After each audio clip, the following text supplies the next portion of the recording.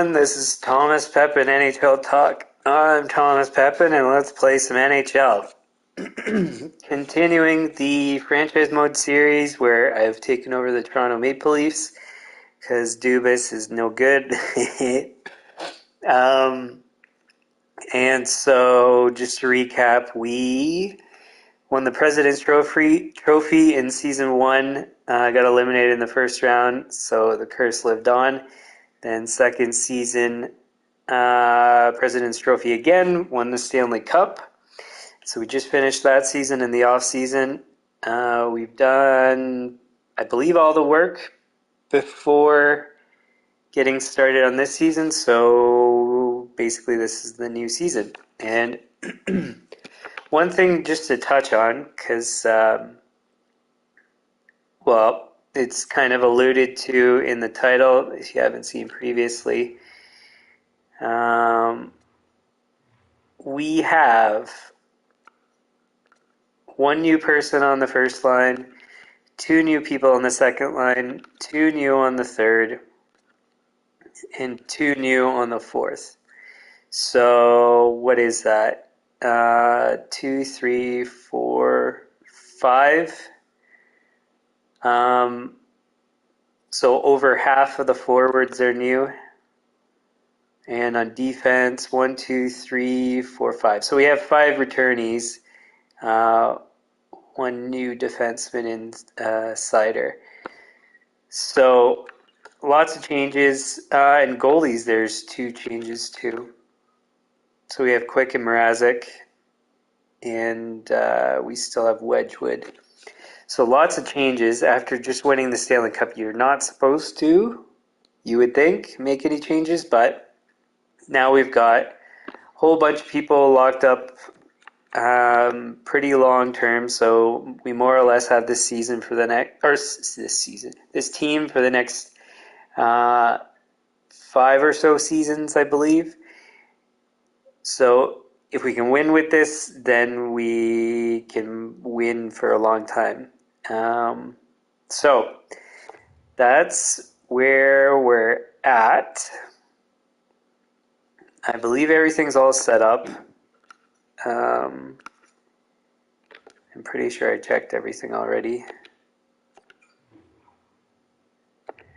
But because I have a checking problem, I am going to check again. So just a moment to do that.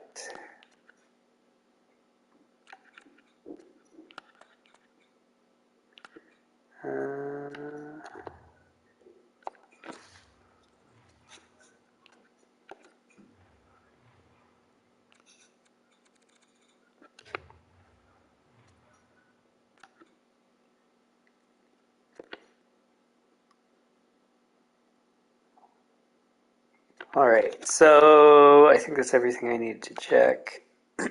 So let's go on.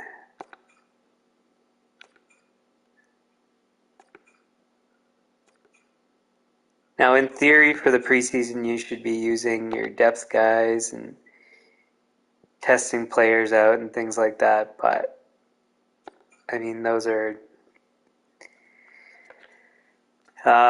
it's a lot of work for essentially no benefit. And then the other thing is that if so you risk injuries by playing players, but I think the game sets it up where you have no long-term injuries from preseason, so it's just essentially no risk. So there's no point in just playing the normal team. I shouldn't have simmed through that quickly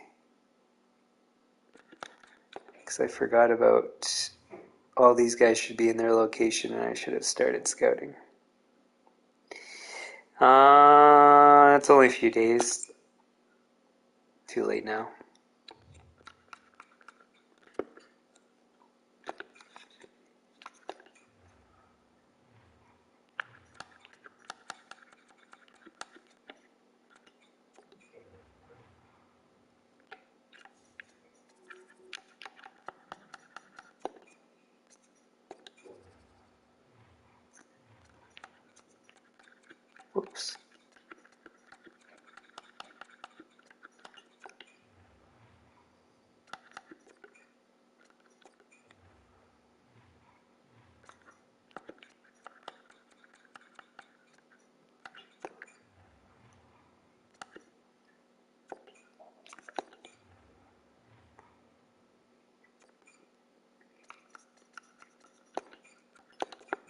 So I always start off with potential and comparison because what's most important is to know if we have any franchise players in the draft. Because then we know if we have to try to get that first overall pick.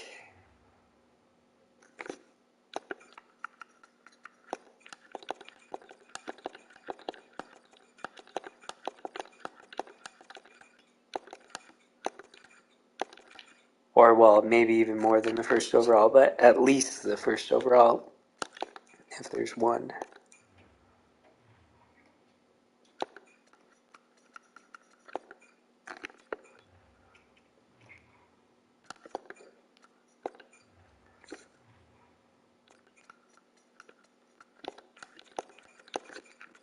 And just a reminder, I only scout the top 69 positions. And the reason is because I'm never going to draft anywhere outside of the first round. And so there's no point in scouting anybody. And the reason why 69 is because then it covers 2 rounds, and a guy could be a second round and eventually turn into a first round pick over the span of the season. So it's important to at least cast a reasonably, is it broad net or large net? Anyways, you know what I mean.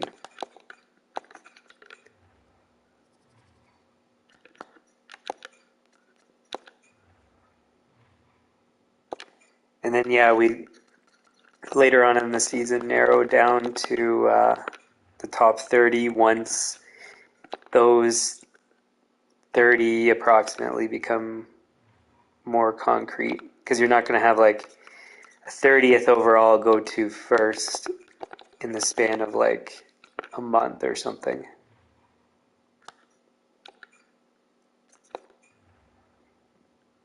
And we don't even really need to do that many, since if we're going to draft, we're only going to draft the top one. But anyways, still go through the motions.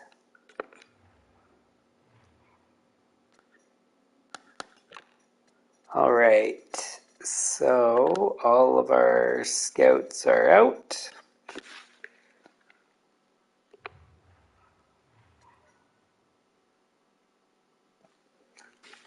And we are good to start.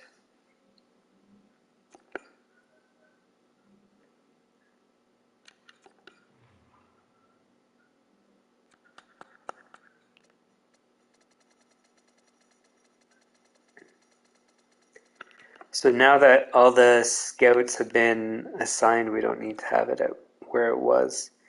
I don't know if I actually even needed to have it put above, but still. I did it just to make sure we had enough money.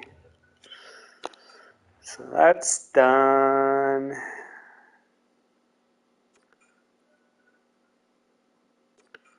We've already done this. It still tells us to.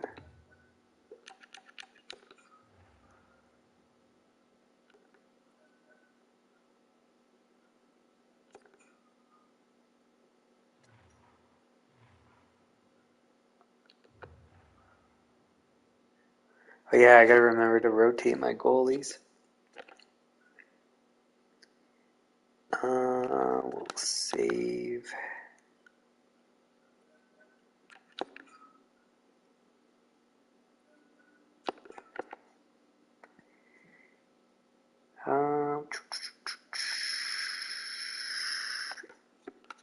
So now I continue my process.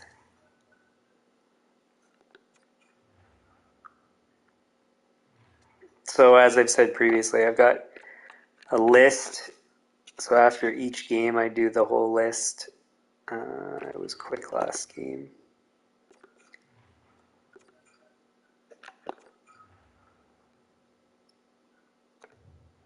Yeah, I have a list, and then I just go through each of the steps for each game.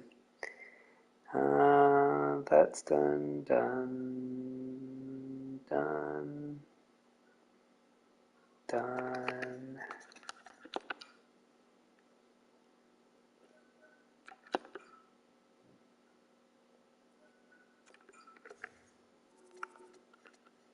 Whoops.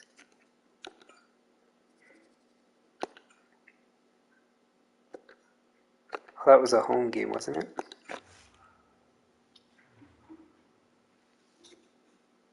Yeah.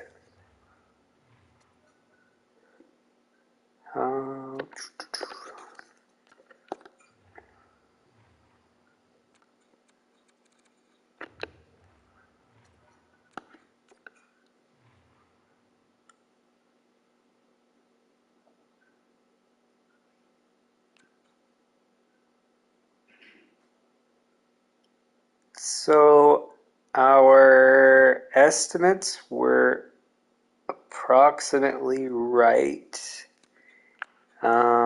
This one needs to come down a little bit.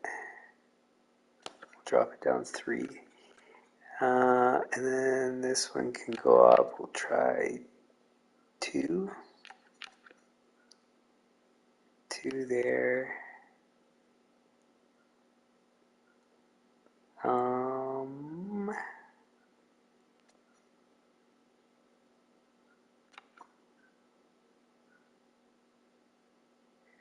And if the rest are going up, then I should, in theory, put this up.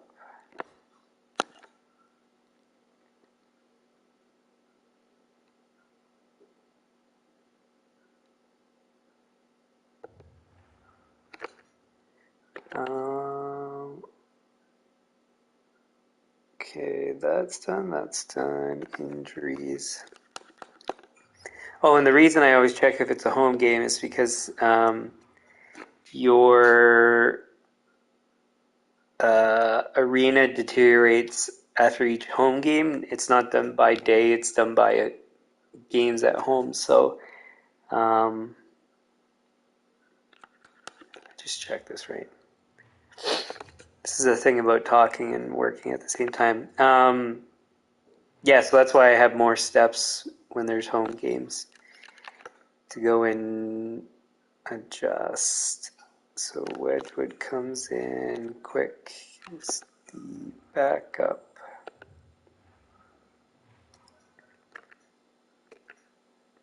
And then we save.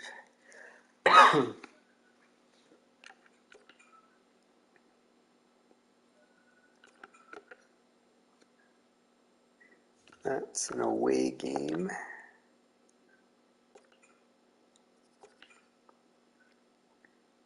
So we have a back-to-back.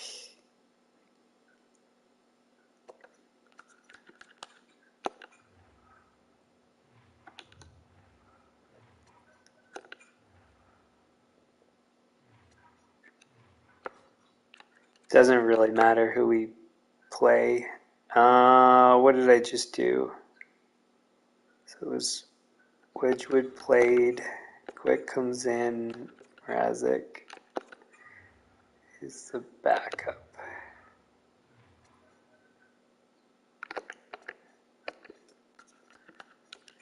That's that.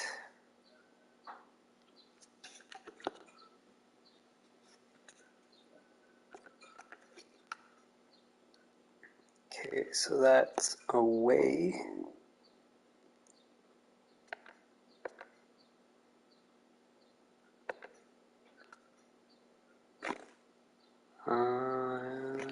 Injuries. Slavin. I mean, technically we should take him out, but I'm just not going to.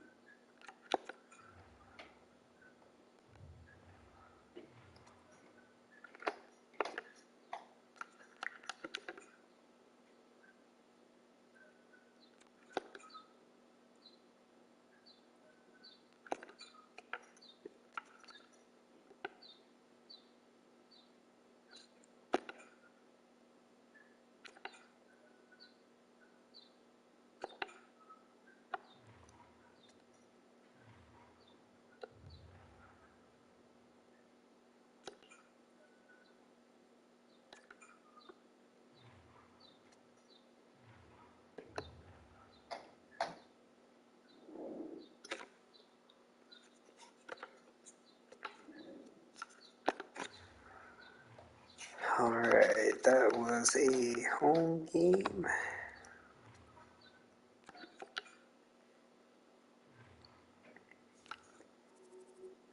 Okay, so that went down 3 and it's a sellout. Go up 1, up 2 more.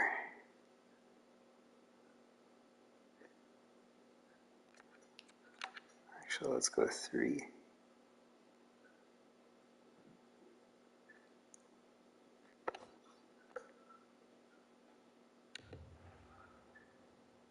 Alright, so prices, everybody should be healthy. Then we need to rotate our goalies. Who just played?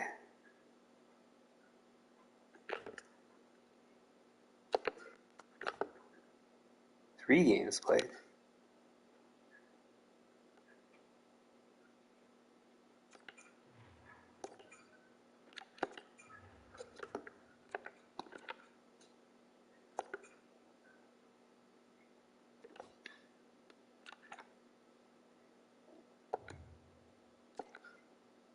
Eh.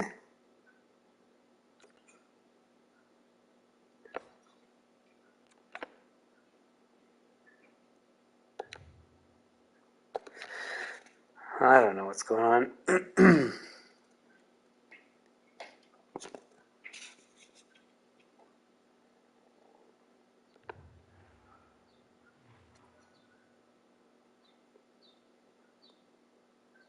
Okay, that's done. We can save.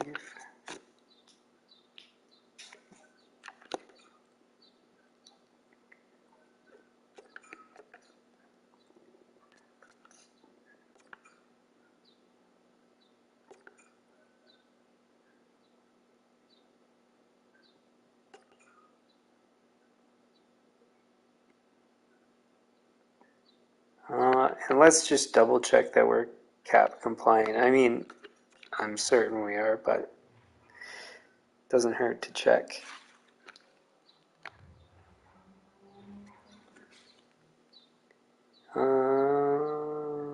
Okay.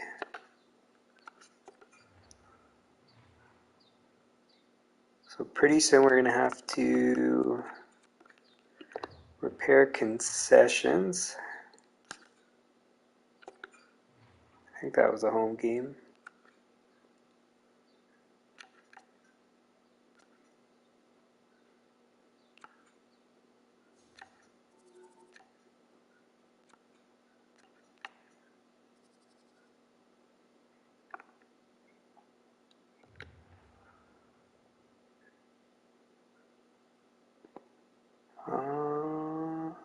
That's good. I don't think there's any injuries. Wedgwood was supposed to have played.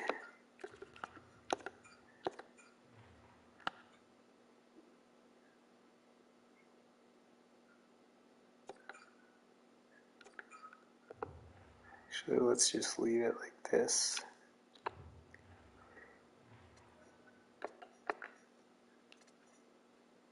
Oops.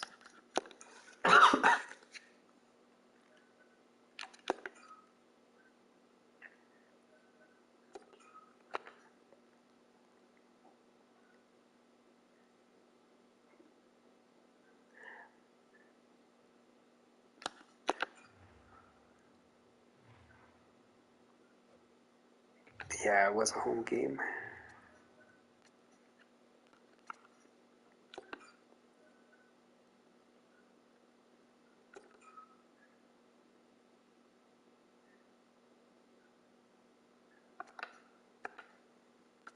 All right, so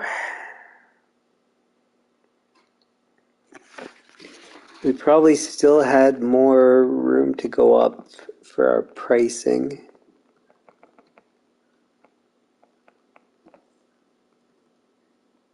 Man.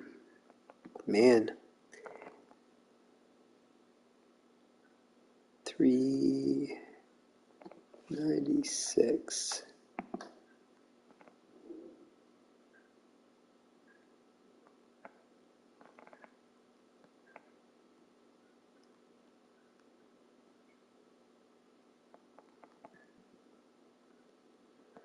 Oh wait, I should do the math on that. 4 divided by 70 is 5%.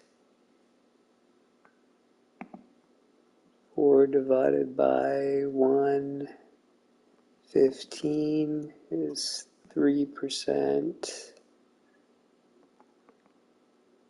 20 divided by 267. Oops. 20 divided by 267 is 7%. And 25 divided by 371 equals 6%. So maybe I should try 8% increase. So I'll know more from I'll get to try this again from the regular season prices.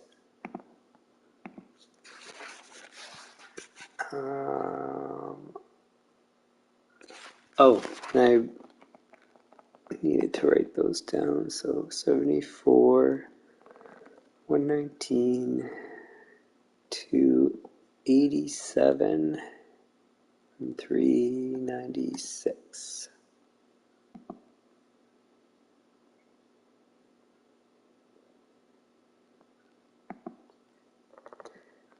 Let's try. I should have increased the parking too, actually.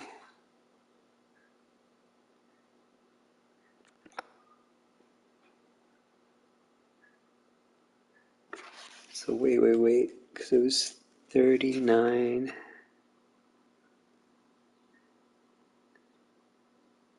10% is 3.9.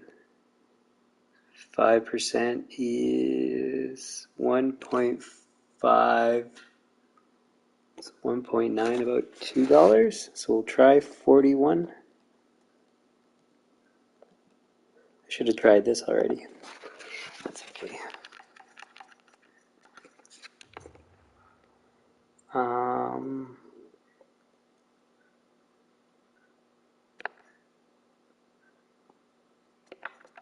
Oh, and I don't think, no, I didn't. Oh,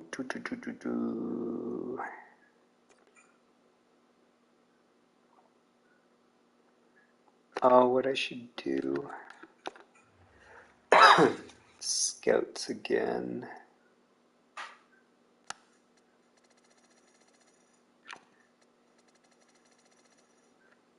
Well, I guess it's already done.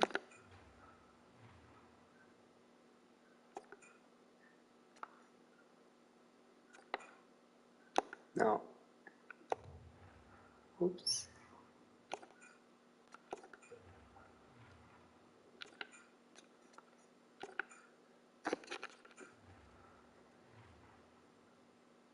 Okay. Now I can sim up to the regular season. I already assigned my scouts. Hope it doesn't unassign them.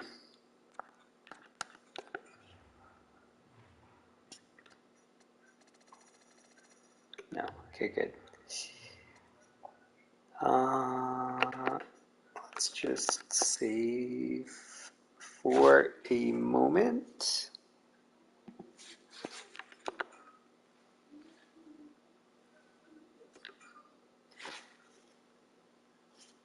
Okay. Then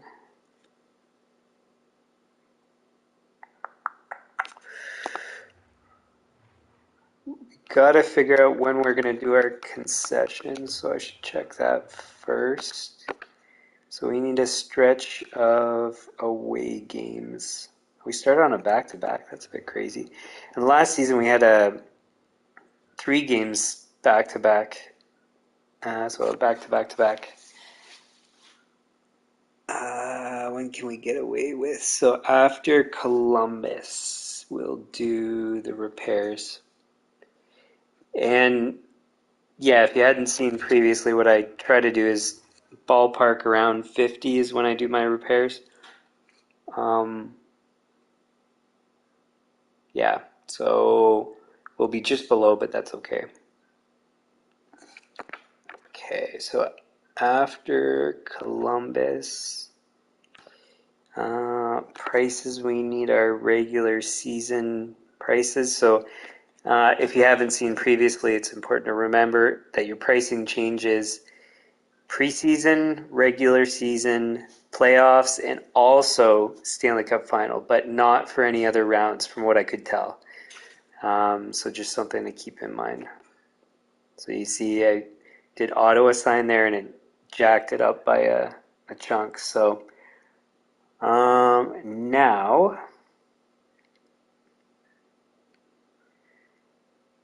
what I'm going to try is do 1.7 or well 1.7 one thinking about the actual calculation. So it's 7%, so it's 1.07 times last season's regular season price, and then hopefully that's going to be accurate, because it seems like the high end of the price changes is about, I can also check as I did, maybe, I don't know if the price changes for concessions, but we'll have a look. Okay, so 1.07 times last season's regular season price was 136. So that's 145 we'll try.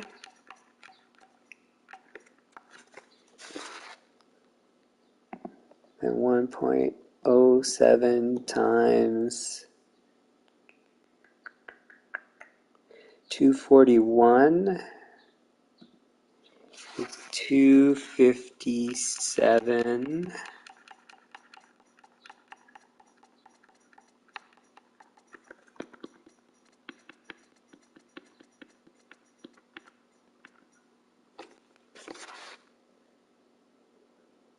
Uh, 1.07 times 340 is 363. And so just keep in mind, I always set my prices to the highest I can set them and still have sellouts. And this season, it's a priority to have sellouts because we're supposed to sell out more or less all of our home games. So it's a lofty goal, and I need to just make sure that I do that. Maybe I shouldn't do 7% increase. Maybe I should just do 5%, but I'm okay with getting it wrong once because I can adjust very quickly. And I know that 5% is kind of a safe bet, so it's going to be somewhere in between there. 1.07 times, what was it for this one? 449. That's 480. And it does affect our fan happiness, but as long as you're winning, it's negligible, and we're expected to win, and we have good feedback for everything else pretty much. So the priority is being profitable, and you make most of your money from tickets, and primarily from season tickets, but also from game tickets, and merchandise and concessions aren't that important. Wait, so if we're doing 1.07 times, it was 39. We can actually do 41.5. We'll try.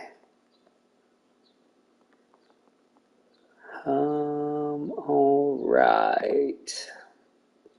So that's that. Now,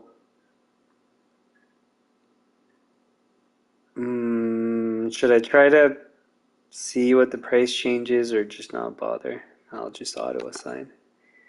Yeah, and it doesn't change. So it's the same in the preseason as regular season.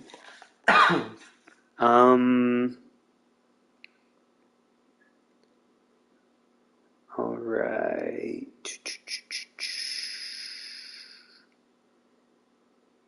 Done.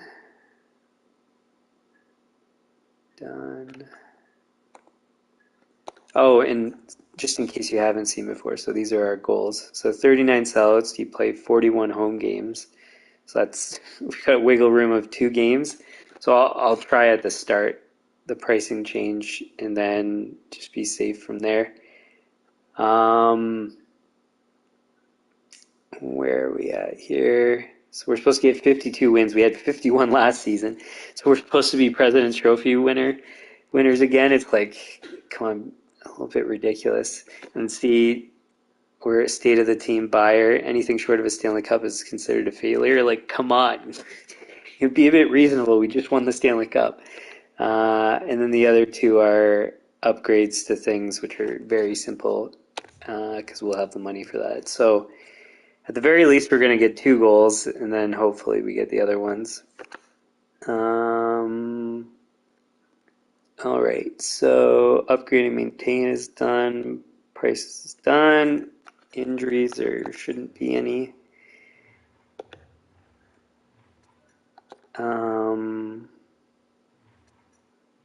Oh, just out of interest, because I don't know for sure who's going to fit on our 4th line. I should have checked the preseason stats. 1 goal in 7 games. As long as you're positive, I'm okay with that. Production doesn't need to be too high. 3 points in 7 games. I mean, he's supposed to be our best 4th line guy. And Gambrel was good last season, so I'm assuming he did okay. Yeah, 5 points in 7 games in the preseason, playing 4th line minutes. I mean, it's a bit nuts, the team that we have put together. Like, look at this. And then defense, same story. Our goaltending's not strong, but it's not supposed to be because of the overall strategy, which I've explained before. I won't explain again. You can have a look at my management strategy for NHL GMs series I did. It's in relation to real life stuff. This is a video game, so some stuff will work, some stuff won't work, but the concepts are still the same. So anyways, I just apply all the same concepts. One of which is most important of the strategy, is 3 goalies and rotate all 3 goalies, and it's worked fantastically in the game. But it's just a video game. Okay. Oh, and I wanted to double check that all the lines are correct. So let's just quickly have a look. I'll do a random sample.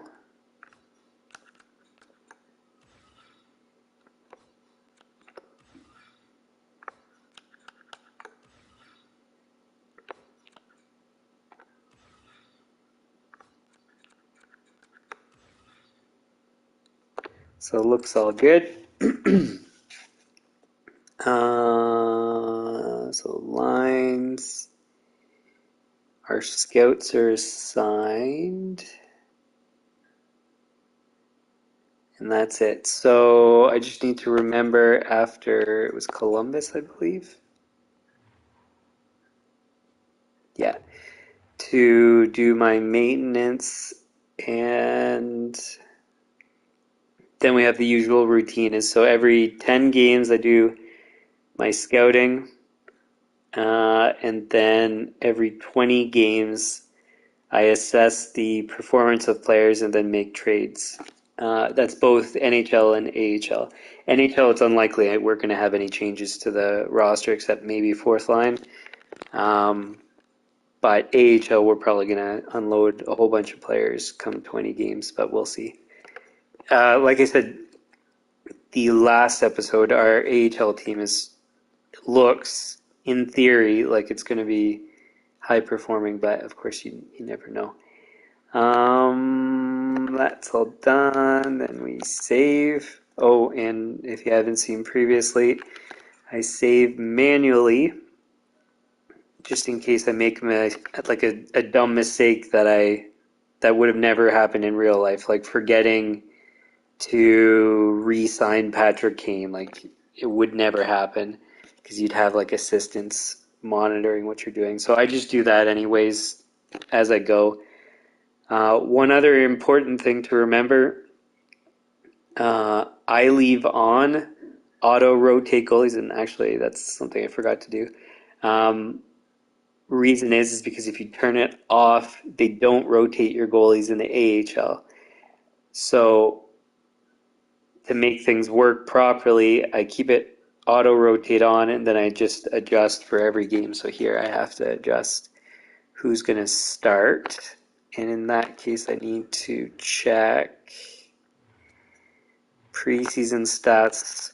I mean, not that they're going to be that representative, but representative enough. So he was 1-1, 9-3-4.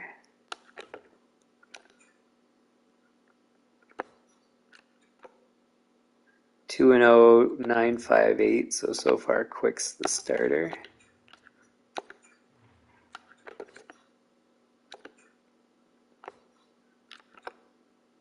He was 2-1, 8-6-4. So Mrazek is the worst at the moment, but he's got 2 wins versus 1 win, 1 loss for Wedgwood. But Wedgwood has a better save percentage. So, oh, that was regular season. But anyways, it was like 9-3, whatever. Okay, so and the other rule I go by is I always play, excuse me, the better goalie against the worst team on back-to-backs because it's important to get points in the bag. Well, my theory is it's important to get points in the bag where you can because they're hard to come by. And then if you can win against the harder teams with your worst goalie, then great. Always, always, always get the points you can in the bag. Don't gamble by playing your worst goalie against the worst team. So Buffalo is actually decent. And what was the other team? Bad short-term memory. Nashville.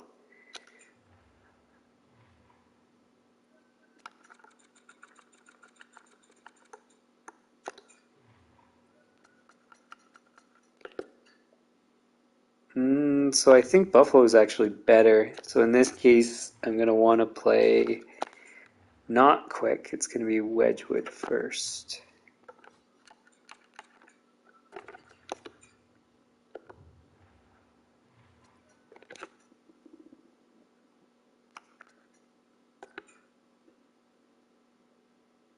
And he got a loss. That sucks. We don't even get a point out of that. Alright. Whoops.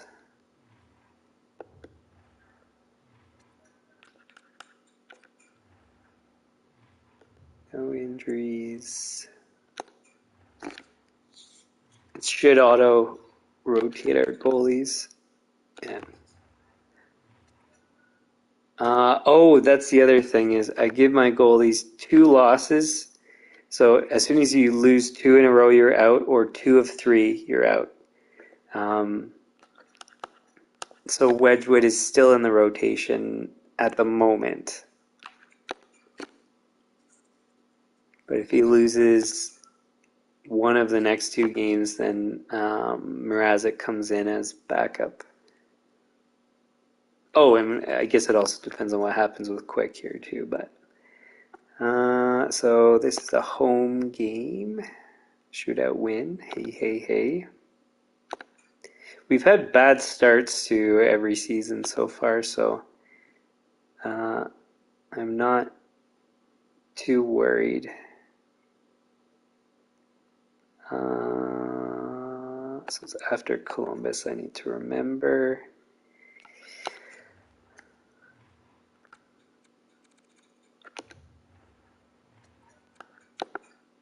Now, I was way off on the prices, so 5% is probably more accurate, maybe even less than that.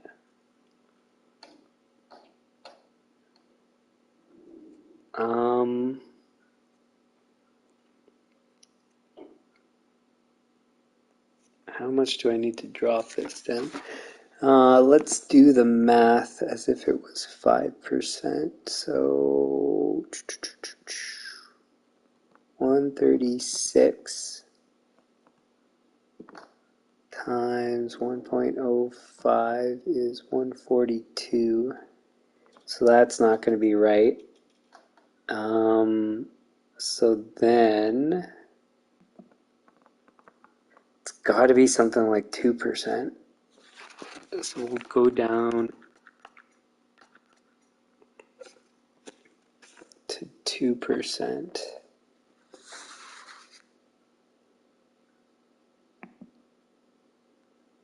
And because I need to get this, so as we saw, and I'm supposed to have sellouts for every home game, so I need to get close to as close as possible to the correct price. Real Acando. What do you mean? What am I doing right now? Just in terms of the pricing, or you mean in general? 241 times 1.02 is 245.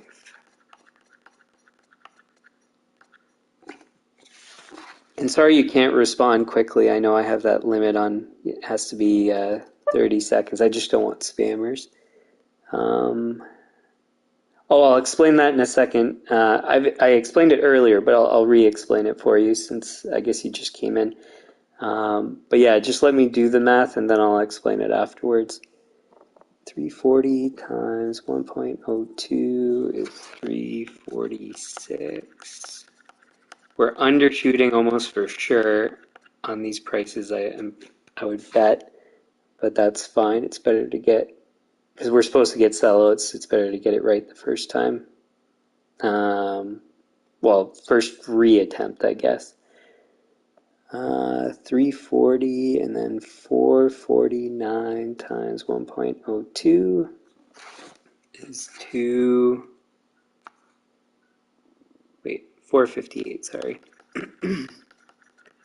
So once I finish this one, I'll explain what I'm doing.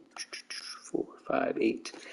Okay, so the pricing, all right, so what I do for every season is I optimize the pricing so that I always have sellouts for every home game.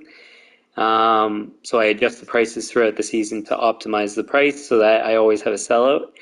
And then what I'm doing currently is I'm taking last season's price, multiplying it by whatever I think because the ticket prices increases by some certain amount every season. So whoever programmed this video game decided the prices increased by, let's say, 2% from one season to the next. So I estimated that it was something like 5% is what I guessed. And then on the high end, I guessed 7%. So I did it by 7% for the first game. And as you can see here, so we sold 637 for upper bowl and capacity is 2,026. So we were way, way off. So 7% increase is too high. At the low end, I don't think it's going to be lower than 2%, and it's not going to be the same price as last season because it does increase year to year. So I take last season's ticket price, multiply it by the percentage. So I first tried 7%, so it's 1.07 times last year's price. And then now I'm changing it to last year's price times 1.02, which is a 2% increase. So now it's all at that percent increase for the ticket prices. And my guess is that it's going to be low. We're going to have sellouts for all the tickets, but then I'm going to adjust from there. And in particular, I need to be low, like I was just saying, because one of my goals is that I have to have sellouts in all games except for two, so I can't get it really wrong. At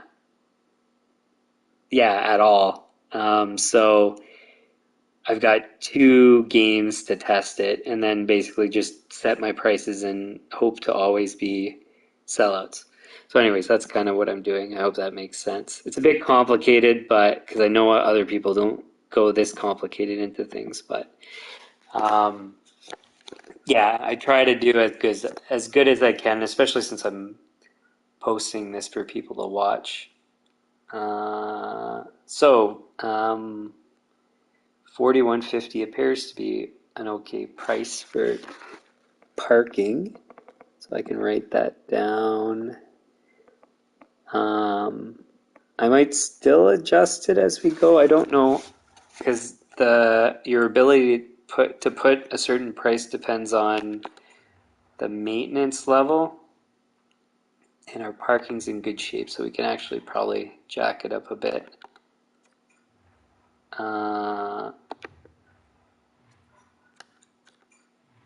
And I will. How much? So I did it. You know what? I'm just gonna leave it. I don't really care that much. I know. Let's just get some more money. I mean, it's not really all that critical. Put it up by $1 and see what happens. Okay, so we adjusted the prices. Now we need to check injuries. Nothing. We had a win, so Quick is still the starter. And Wedgwood, even though he lost, he still has. If he loses one of the next 2 games, he's out. But he hasn't done that yet. Okay, so that's all good. We can save.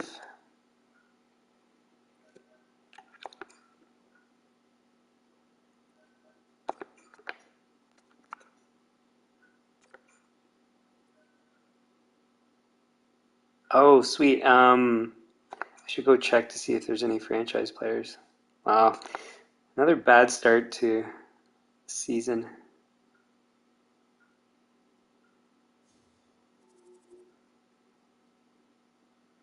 Thanks for the feedback there, Real. I mean, okay, as odd as this might sound, it is true. It's all verifiable. But my background's in business consulting. I have like a master's degree in business, so I better at least understand this stuff and have good ideas about how to do it well. So I enjoy. So I would like to be a GM. That would be really cool. But of course, I'm not going to be, at least anytime soon, if ever in my entire life. So this is the closest I'm going to get. So I might as well at least have some fun with it and try to do things correctly. So anyways, that's why I, take it kind of seriously, even though it's just fun. All right, so we lost. But Quick is still in because he hasn't lost 2 games yet. I always check this just to see if something's off on my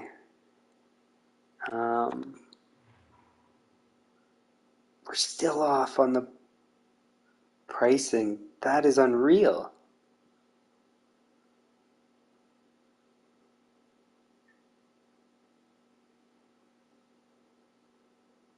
I know we lost the game, which decreases the attendance, but that's wild. Okay, so then I guess we're just going to last year's prices. Because I just can't get this wrong. So if you check my About section of my channel, it's got my schedule for franchise mode because I can't schedule that ahead of time. So it's Saturday, Sunday, Monday, Tuesday, Wednesday at 7 p.m. or sorry, at 9 p.m. Eastern. And then anything I can schedule ahead of time, you'll see it on the channel homepage. So that's like my normal, actual NHL stuff that I talk about.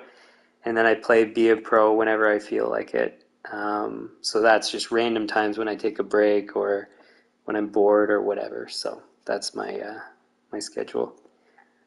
All right, so that can go down by just $1. This one goes down, so it was $3.40.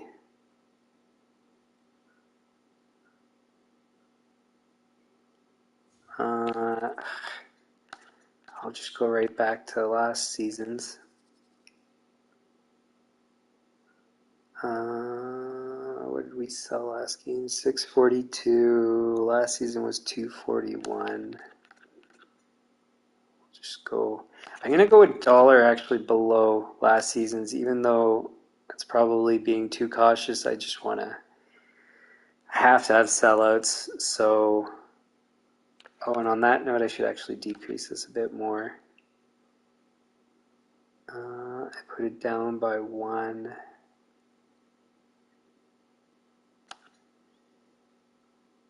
Let's do 3.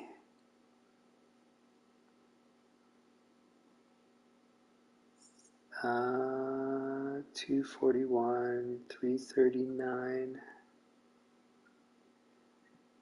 then 136. I'll go 135. It sucks because now our profitability is not going to be as good, but because my goal is, well, one of my goals is to have sellouts for 39 games, and I've gotten 2 wrong so far. I have to get the rest right. So we'll try. If we turn out getting wrong, then we're just going to try to be as profitable as possible. I'm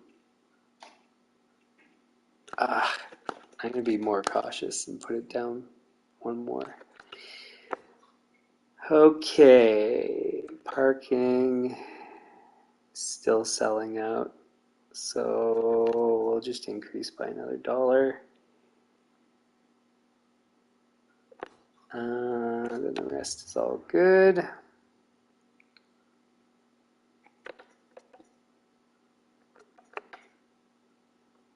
Okay, now injuries.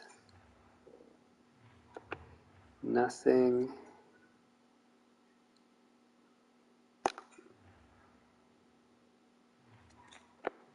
Make sure Quick is still playing.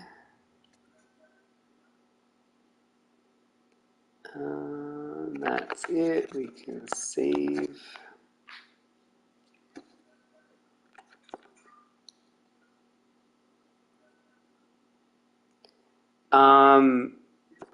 When you say how many games we played, like since I started this mode or in this season? Because in this season it's just 3 games so far. You can see right here, 3 games. But if you mean for the whole series of franchise mode, this is the 3rd season.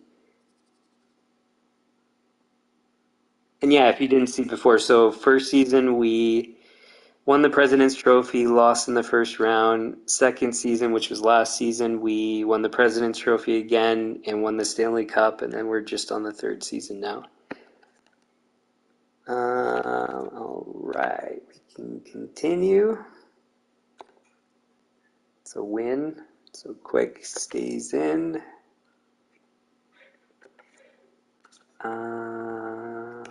Yeah.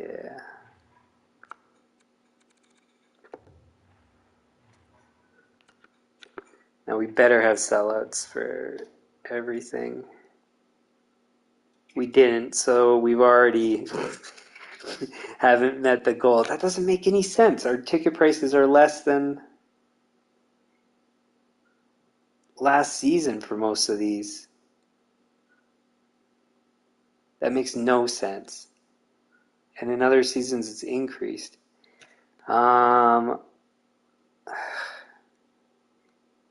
Okay. Let's just see if it already tells me that I failed it. Oh, it's going to tell me in April.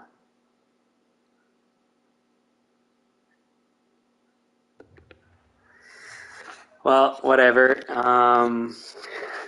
Nothing I can do about that now. So maybe I shouldn't have been as bold as I was. But, I mean, previously it increased by some sort of percentage.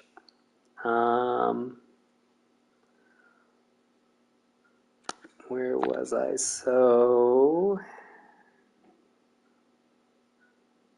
I can't believe we're not selling out. So, what do we do then? 3, 4, 5, 6, 7. We'll go down by $7. $8. This one will go by 1, 2, 3, 4. This one $1. $1, $2. That's probably about right. So I guess now we're just focusing on being as profitable as possible as previous seasons, because we've already botched our goal of 39 sellouts. Like, that's just totally unreasonable, but this game's very unreasonable with its expectations, so not surprised. All right, so injuries.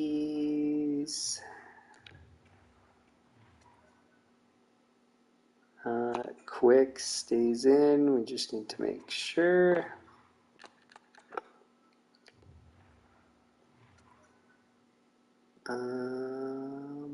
That's it. We can save.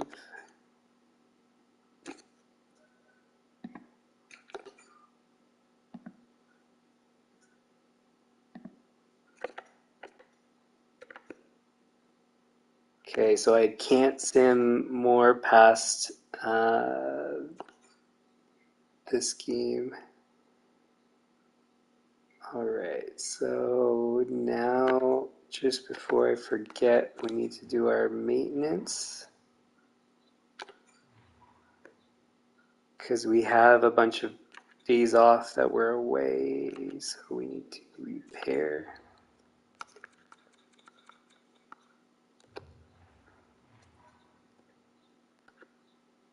And that was a home game, so let's see where we're at.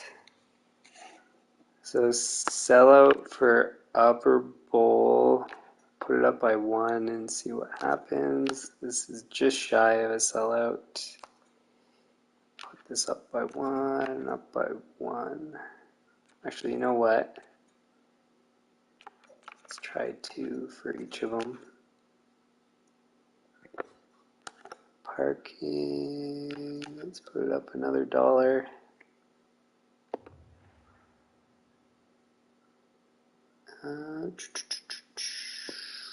Okay, so maintenance is done.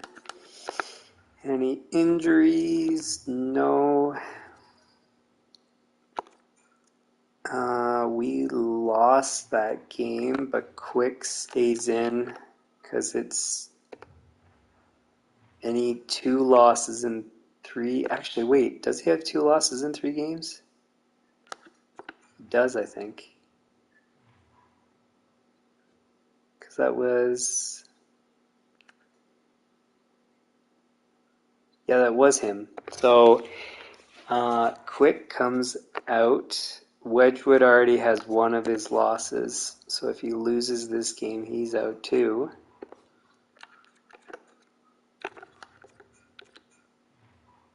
Mrazek comes in. And it's like I said before, this is not abnormal for us to have a bad start to the season. Every season we've had, first 10 games we do kind of mediocre, but then the rest of the season's great. Lines are done. We can save.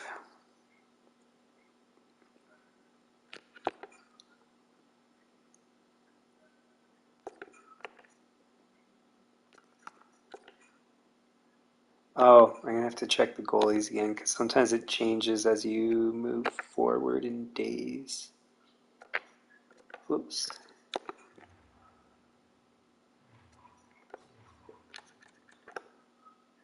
No, see? This is why I check. It's one thing that sucks about having auto-rotate goalies on. It's because it'll flip it on you for no reason. Alright. So, see, our two goalies haven't won games. I mean, it's not necessarily their fault. I'm not looking at their stats. I'm supposed to look at the team stats, but it's still too early in the season. Like, I don't really care too much about how we do at the beginning.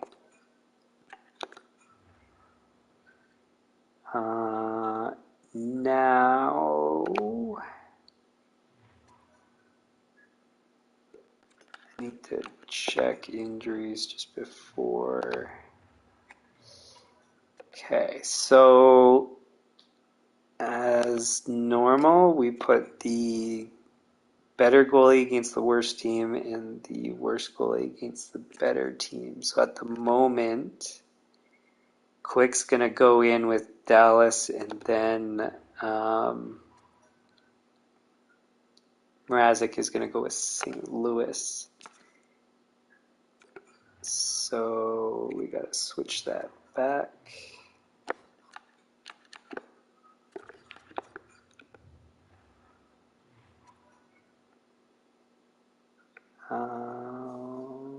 Everything else is okay.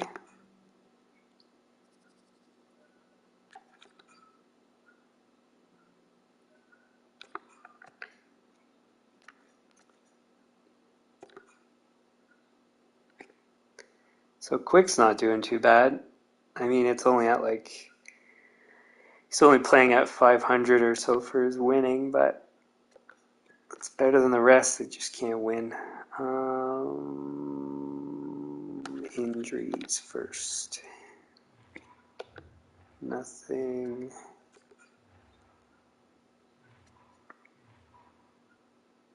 Oh, and Real, if you're still watching, because you said about me playing things properly, I don't have on Fog of War, and it's because I think it's... Oh, and what's it called? Morale, because I find that both of those are gimmicky. So in terms of like Fog of War, you have so many scouts in real life that are watching NHL players. You would know who's good at what and all that stuff. So it's just seems stupid to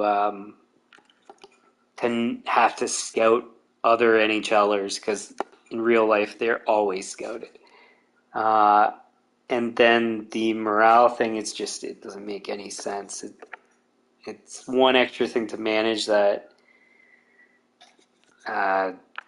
it's just a gimmicky kind of thing to me, so I don't do it. What was I just doing again?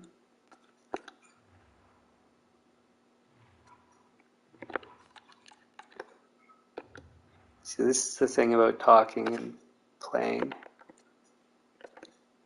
Okay, I think I did everything. So we got a couple wins. 4-3-1's not bad. I mean, it's the same as last season, basically. And we turned out winning the cup, so...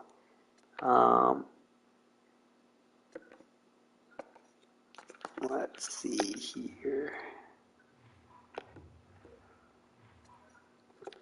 So Mrazek is now the starter. So that's good that he's still in. We can save.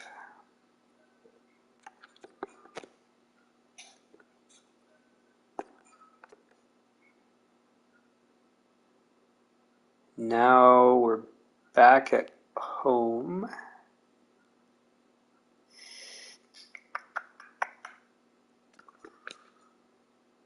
So I got to pay attention to our pricing again.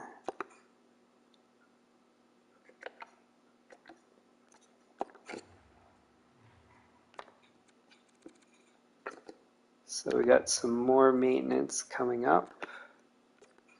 Prices should have been sellouts, I think. Yeah, so everything was good. So we'll just put it up by $1 for each and see. Parking, let's put it up another $1.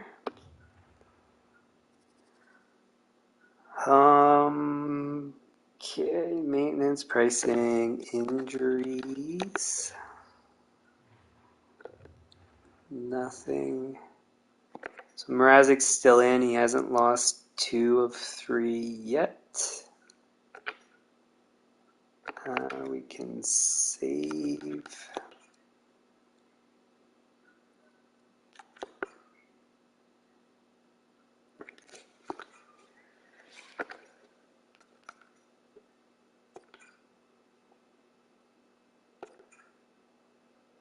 Got a win there. So 5-3-2 is still not bad. I mean, it's not real life, but all these players haven't played with each other, so you never know if there's some sort of impact like that. That was a home game.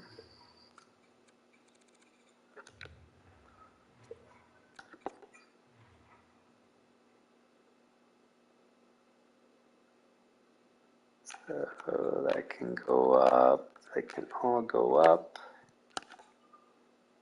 Parking pretty soon. It's going to be too expensive, I think.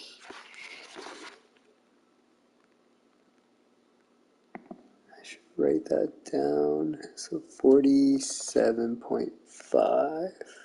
Wait, 46.5. That's what it was.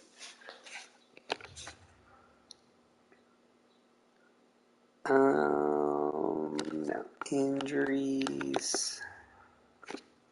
We're almost at 10 games, which means I'm going to have to do some scouting, because that's my reminder point. Oh, I was going to check about the prospects, if there's any franchise players. So no injuries. Mrazek should still be in net. He's not, but he should have been. Save.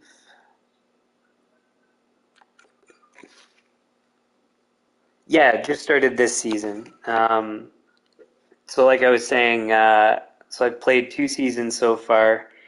Last season we won the cup, and so I'm guessing you missed the start of the stream. So half of our forwards have changed, and the reason why we did that is because the extensions that a lot of our guys wanted was too expensive, and so for us to have, or I'll show you the team in case you've missed it as I've gone through. So, I mean, this is a crazy stellar team. So this is a franchise draft pick, the guy that's highlighted right now, Chubrov, and we got Bedard too from.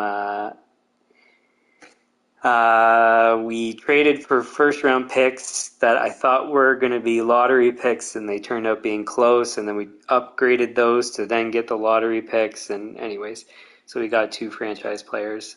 And I had to trade away Draisaitl because he was asking for $11 million, and I wasn't going to pay that. anyways, a few more players that were asking for Theodore, the defenseman, he was asking for too much. I think he was asking for 11 million too, and we weren't going to pay that. And then our defense. So we've got a really, really solid team. We should be close to a Stanley Cup again this season. So, anyways.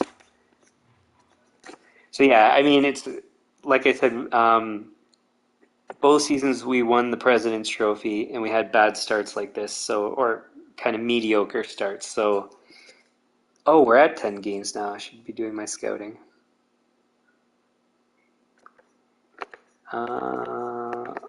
What did I do already? This is what sucks about talking. I've got such a bad short-term memory. I did do all the pricing. So the scouting. So I want to see if anybody's a franchise player. We still don't know yet.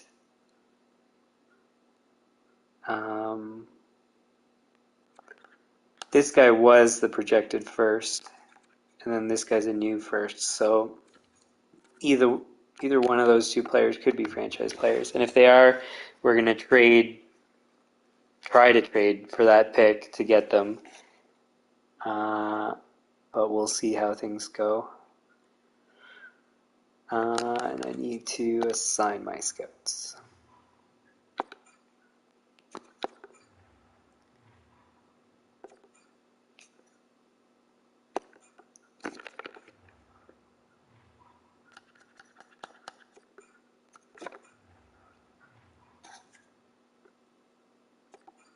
I don't think I've done skills assessment for these guys.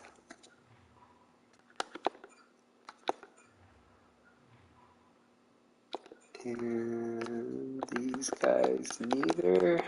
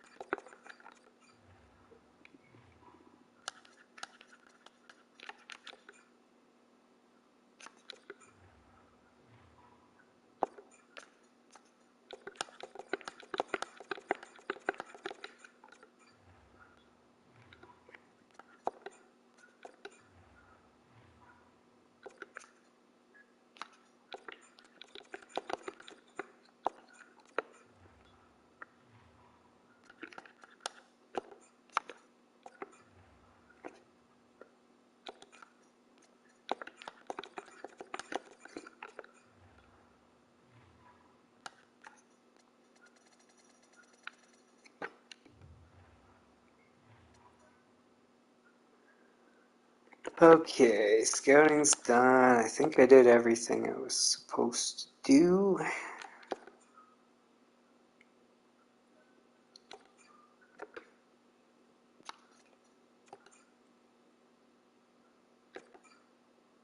See already, just one win automatic, like it changes how our season actually looks so far. So 5-3-2 is kind of so-so, then 6-3-2. Now, we've got double the wins versus losses, plus we have the 2 points from ties. So I think now we're on track as normal, but of course we'll see. You never know. One thing I should maybe do is just have a look at everybody's performance so far. It's not critical because it's only now 11 games into the season, but is it Ojby or Ojby? Is that how I pronounce it? Hi to you. Thanks for tuning in. Razik's supposed to still be in. We'll save and then I'll go check how our players have done so far.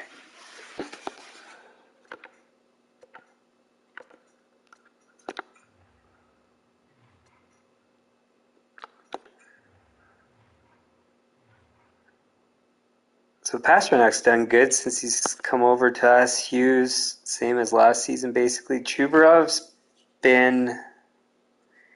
yeah, I do play Be a Pro. So if you go to my channel homepage, I think there's a playlist of all my Be a Pros. Yeah, no kidding. I've got a good team. I mean, it's really complicated, and you kind of, for me to go and explain it every time people new tune in, it's really, there's so many different things that I've already explained. I'll show you kind of part of a reason why my team's good, but let's just have a look at how they're performing so far. So really, everybody's kind of been mediocre. The only people I'm satisfied with are Hughes and Pasternak. Everybody else is not that great right now. Plus minus is good though, and I mean because our record's good, that's not surprising. So goaltending, Wedgwood's the only one that's not doing well. The other guys are okay. I mean those are really good save percentages. So okay, so I'll just give you a very simple, brief reason why my team's so good. So, LJ Monty? No, I don't know about that person. So, a big reason why we have such a good team is if you look at my draft picks, this is all I have. I had essentially no picks after last season. Yeah, LJ Mooney, I don't know who that is. So after last season, I had like no picks, and then now I slowly starting to accumulate. So I started off, well, I mean, you can see the Toronto Maple Leafs. This is just my third season, and there's nobody that was on the previous Toronto Maple Leafs. So I traded all for players that I wanted, and I was right in all the trades I made because we won the President's Trophy first season, President's Trophy second season, Stanley Cups second season. We're on the third season now. And the simple explanation is draft picks are like playing the lottery. I did a stream on this before. I think it's in my, if you go to the playlist of management strategy for NHL GMs, I think is what it's called. It's a very, very long series where I try to develop a management strategy for NHL GMs, as the title kind of says. And I ran numbers on things where draft picks are essentially of no value. It's extremely rare you're going to get somebody good with a draft pick. But the trade value of draft picks are more than the odds of you getting a good player. So if you trade away all the draft picks to get assets, you're going to have a better team now. The problem is without draft picks, you got to refill your roster when you lose players. And I say do that through free agency because they're free to pick up. So you're accumulating more assets through free agency and trading away draft picks for value on other players. So you're constantly actually increasing the quality of your team versus using the draft picks and pretty much guaranteed the majority of the time for them not to turn out to be good players. So it just makes, because my background's in business and stuff, the priority is maximizing the value of your assets. And this is the best way I could think of it based on the market value of assets and things like that. So it's really complicated. Like I explain it all in that other series and in that stream in particular about draft picks. I have another stream that explains why I have 3 goalies and rotate through them. And I have other streams explaining why the cap hit I spend on each player. So where's the easiest way to show you this? So if you look at all my contracts, look at how much all these players are making. 8.7, 8.8. They're all very reasonable salaries. We've got a couple really cheap ones because they're draft picks. And so by managing your cap hit well, you can put together an extremely good roster. So, for example, we traded Draisaitl for Pasternak, and technically it was a downgrade, but Draisaitl was asking for 11 million, Pasternak is 8.8, and the performance is approximately the same. So if the performance is the same, why not spend that 3 million on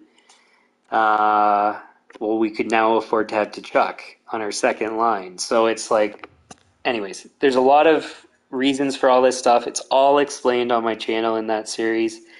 It's just very long and complicated, so I can't just explain it all. Whoops, I didn't mean to exit. In this one stream, I can't do it all in the one. So, anyways, I think I did everything I was supposed to here, so we can advance.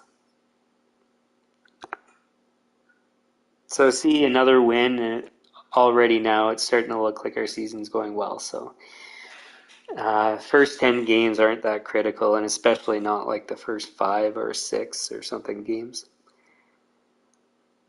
All right, so that was a home game, so we need to do all this stuff. So maintenance is coming up soon. I do that at 50, if you haven't seen before. We should have sellouts for everything. Yep, so we'll just increase by $1. Parking, so we've hit our cap. So 46.5 was a sellout, and it's deteriorating as it does, so then what you can charge is less. So actually, you know what, I'm going to put it to 45.5. And if you ever hear clicking, that's because I have a laptop beside me that I record stuff to reference back to, and it's how I know what to do for pricing each season and all that stuff. So I do actually, like Real was saying, I do take this seriously. I try to do a good job. All right, so maintenance is done, prices are done. Injuries, any injuries? Still none yet. Mrazek, who had a bad preseason, has been on a tear in the regular season. He's still our starter. Actually, you know what? Let's just go back to him. I want to see what his full stats are.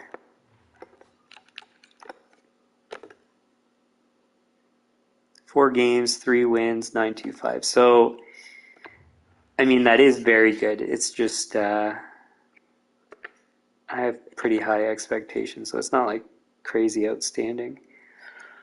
All right, so that's all done. Can save.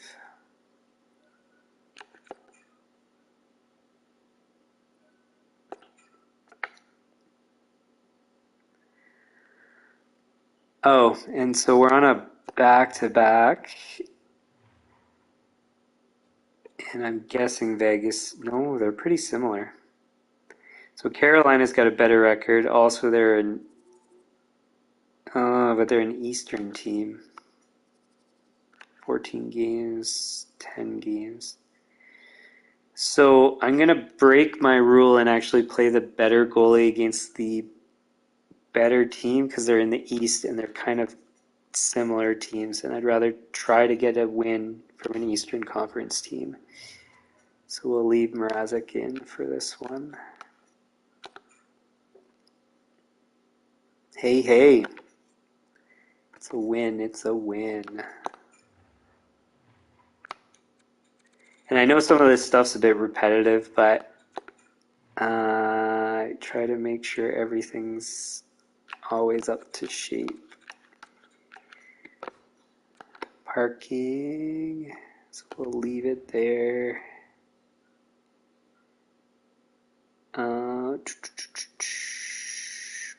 Third done. Injuries.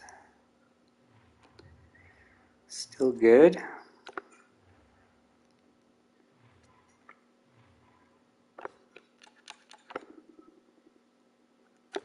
This is supposed to be quick in for this game. And actually, this is the team he was playing for last season, so he gets a chance to beat them. Save.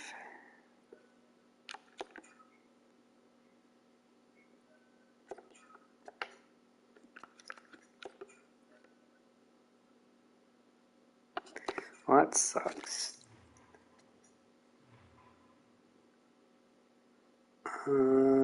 Who's going to go up to the first line?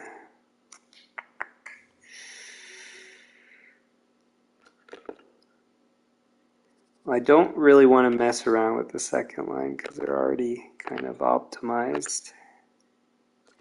I think Moore's the most logical to go. He's got 7 points. How much was Moore?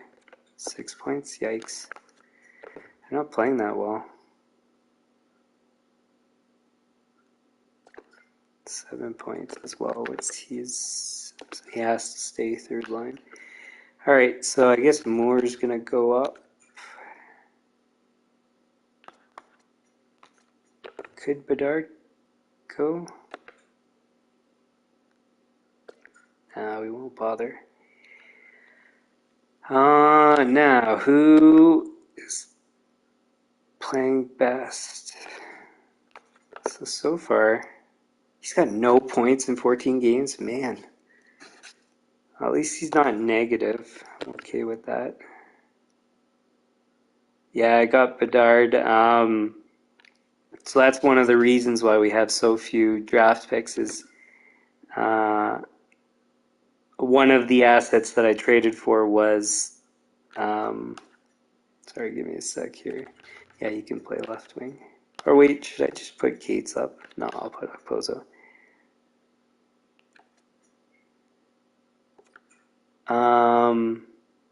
So yeah, anyways, I got Bedard because I traded for a couple first round. Well, I got Bedard and the other guy was Chubarov, is I think a computer generated prospect, and he's franchised too. So picked up 2 franchise guys in the first season's draft. So anyways, we don't even have, I'm making all these line changes and we don't even have a person to pull up into the line, so I gotta go to roster moves. So who's playing best in the AHL?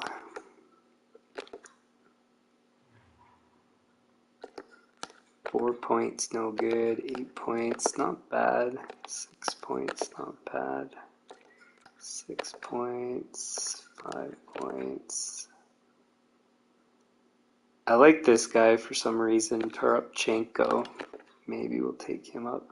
9 points, that's not bad. But I don't think he has a fit for our fourth line. 3 points. 6 points. So we're going to take Toropchenko. Because I know for sure he fits on our fourth line.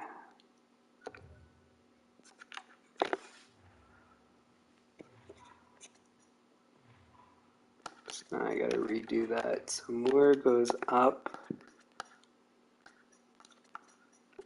Pozo goes there. And then Toropchenko comes in.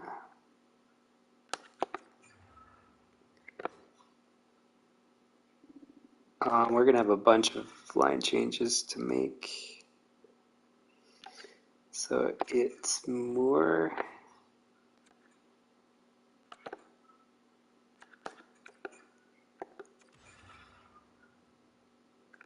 I think Moore's on the second power play. He's not. Oh, okay. So then that's not going to be that complicated.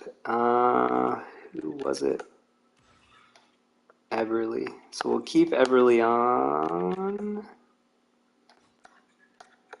No, I think Moore's played better.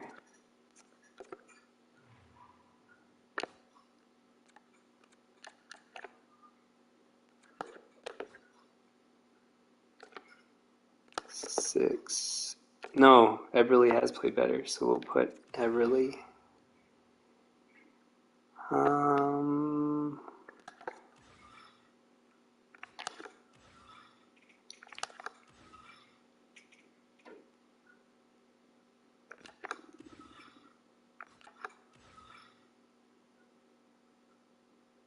So I guess it's going to be Bedard comes in.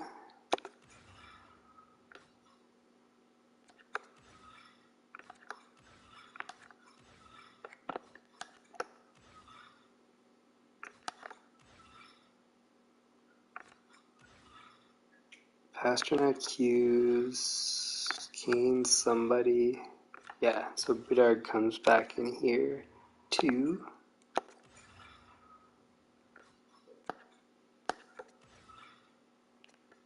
This is Moore.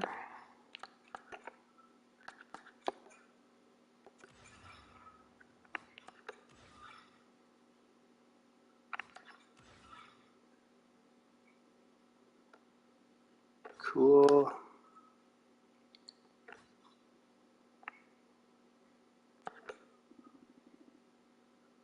Surprised Chubarov wasn't on our shootout. That's surprising. Okay, so I think that's it for the lines.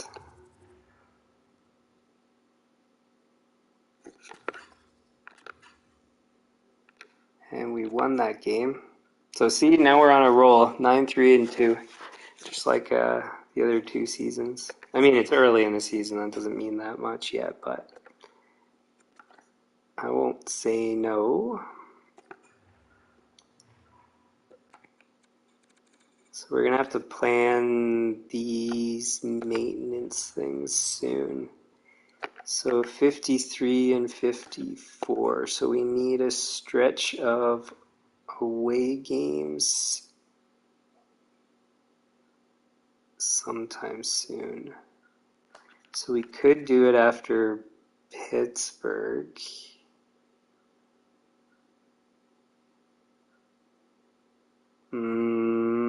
That's too. So that's going to be too early, I think. Do we have any other stretch? Not really. Because otherwise it's going to be way too late.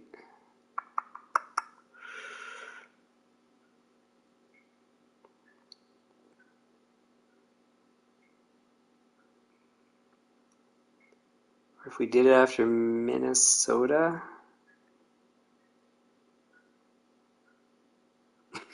Well, thanks for letting me know you're still there. I mean, thanks for watching. It's nice that people are starting to tune in. I think this stuff, I do a decent job, but yeah.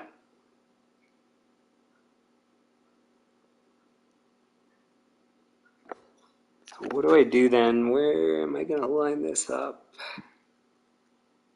Thanks for subscribing. I can't do it then. 1, 2.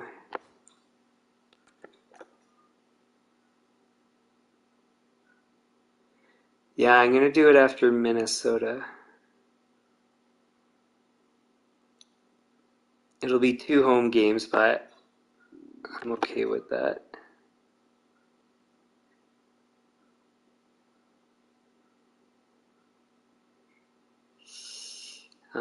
Wait, 1, 2, 3,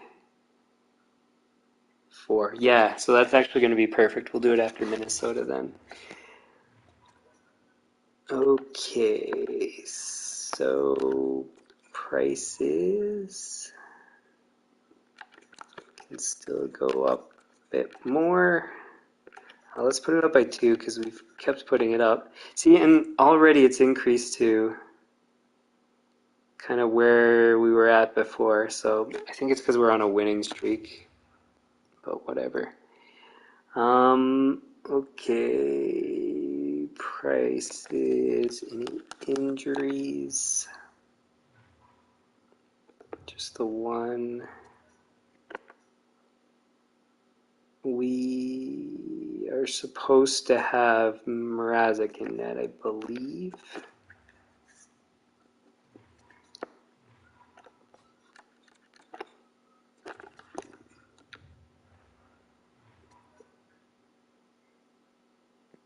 We're probably getting, so no, not quite close to 20 games. We got to do scouting again soon, and we're going to have to do all of our early season trades as well.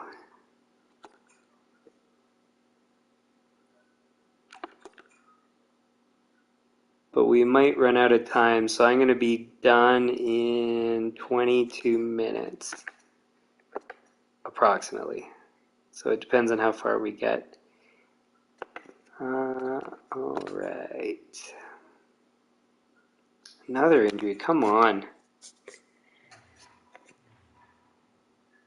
Oh, we're going to need to pull somebody up, so don't do anything yet.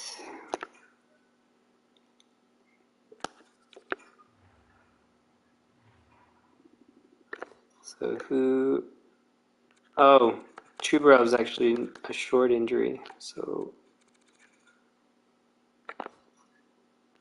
I don't need to go... Well, I mean, I will have to do a whole bunch of line changes anyways. I think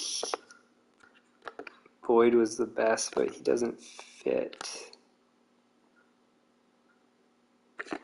Unless he goes direct to our third line, that's possible. 8 points and 11. Because his fits for our third line. So let's have a look.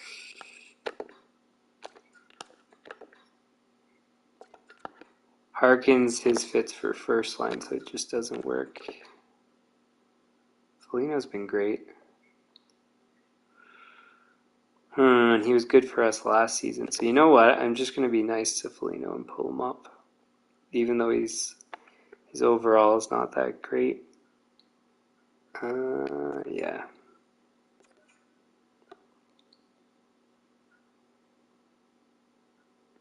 We're starting to run out of cap space.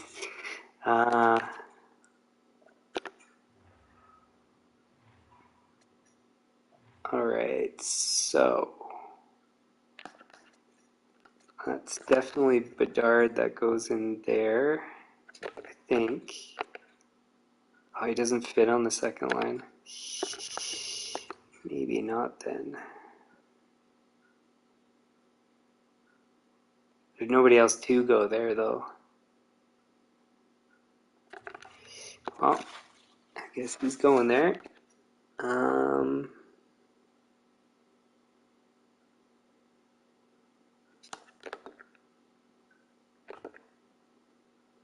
he's got a goal now. I don't think anybody else plays center. So it has to be Gambrel. And then, where is he? Foligno comes in.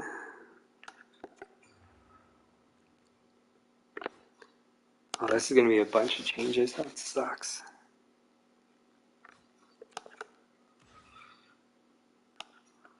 Alright, Bedard goes to center. We have a lot of good defensemen, so I could...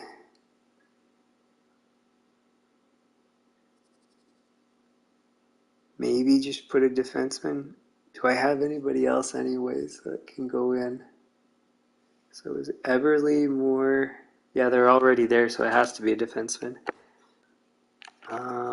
Who's our next best? Parayko, and he already plays with, with Slavin, so... Oh, Dobson's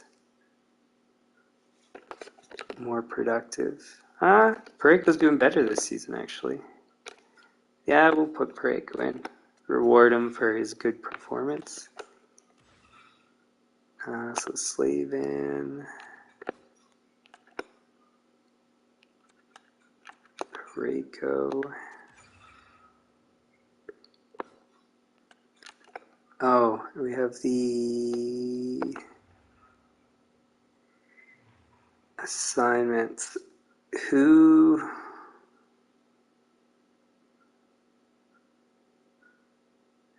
did we just lose to injury? No. So wait, it's not this that needs to be fixed, is it?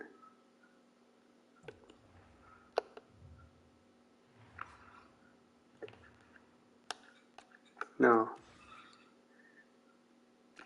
I think it's just this then.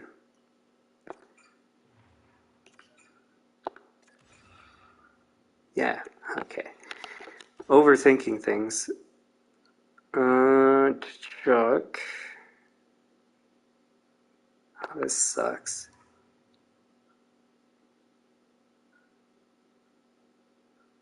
What do I do now?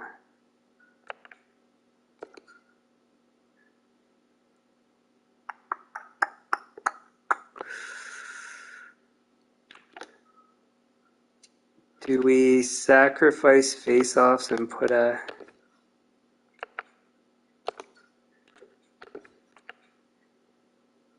Because he can do face-offs. 84 awareness, that's not that good.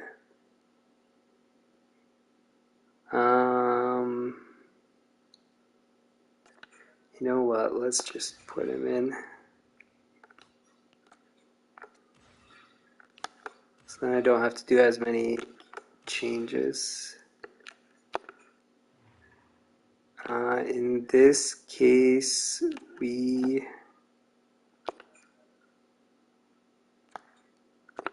you know what, let's stick with... where is he? Foligno. Wow, it's that negative? Maybe not then. Chuck? That's even worse. Okay, well, I guess it's gonna be Foligno. Pasternak, Hughes, Kane, Bedard, Chuck. Ugh, I don't want to put...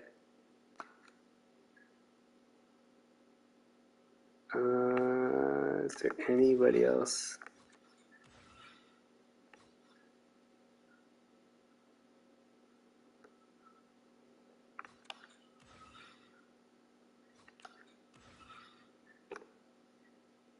Chuck Moore, I guess? Or Everly? 65 for face-offs. 67. A slight improvement. Let's just go with him. And I think Chuck's only 65, yeah. Who was my most picks? Who was your most picks for a player? You mean who I traded picks to acquire? Is that what you mean? Like, where I use the most picks to trade for a player?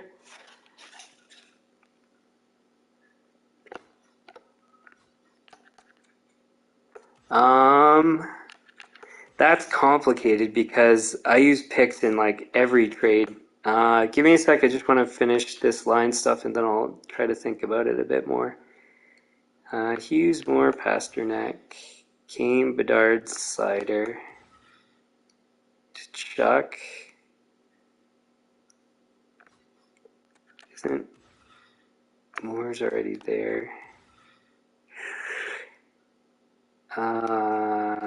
Chuck, Everly, I guess.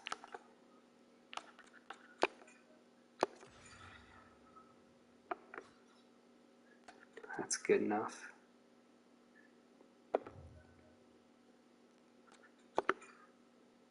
Okay, that's done.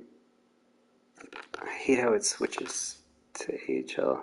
See, we got another win, 10-3 and 2. Back up to where we should be. And give me one more sec. I just want to save this. Okay, so what did I do? So for trades where I use the most picks, so what I always do is I trade. I'll show you an example. I won't actually, I won't actually do a trade, but I'll show you exactly what I do. So like, let's say I want to trade, what's a good example? We'll do Kane for Zegras. So let's say I wanted to do this trade. So obviously, you can't, this trade won't go through because the trade value bar is more for Zegras. On top of it, actually, the other thing, if you haven't heard this before, I have this on superstar difficulty, and well, it doesn't really matter because I don't think it impacts the franchise mode, but all the sliders are on the hardest levels and everything. But anyway, so in the trades, I always have to lose the trade. But the way that I make it so the trade will go through is like, I'll always trade somebody that's lower value than for what I'm trying to get.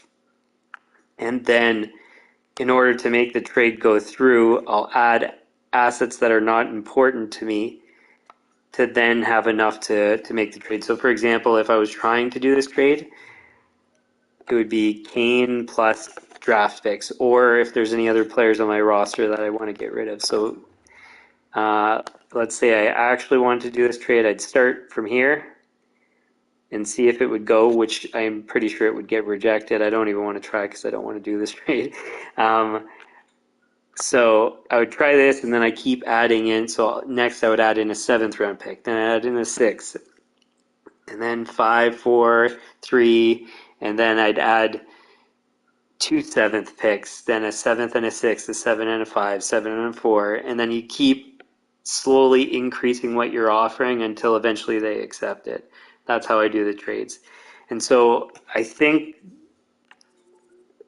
I never really traded all draft picks to make a trade go through. I think the highest I ever did was when I tried to pick up Hughes. But it just was only because I needed to use draft picks to make the trade go through. So anyways, but yeah, I don't use draft picks only typically unless it's like a lower value player that's like small on the bar, where you can do like a 3rd and a 5th to make the trade go through. Okay, back to work. So that was an away game.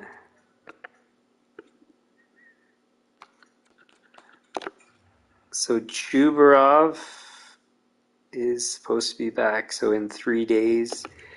We don't know yet for Dano. We Dano for Dano. Hilarious.